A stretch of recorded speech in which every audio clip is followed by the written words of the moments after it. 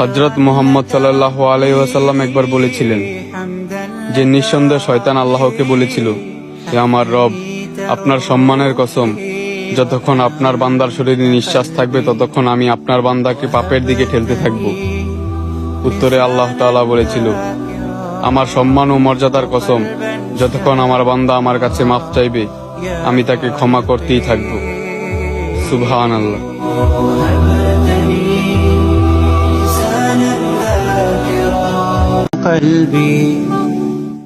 হযরত মুহাম্মদ সাল্লাল্লাহু আলাইহি ওয়াসাল্লাম একবার বলেছিলেন যে নিঃসন্দেহে শয়তান আল্লাহকে বলেছিল, হে আমার রব, আপনার সম্মানের কসম, যতক্ষণ আপনার বান্দার শরীরে নিঃশ্বাস থাকবে ততক্ষণ আমি আপনার বান্দাকে পাপের দিকে ঠেলতে থাকব।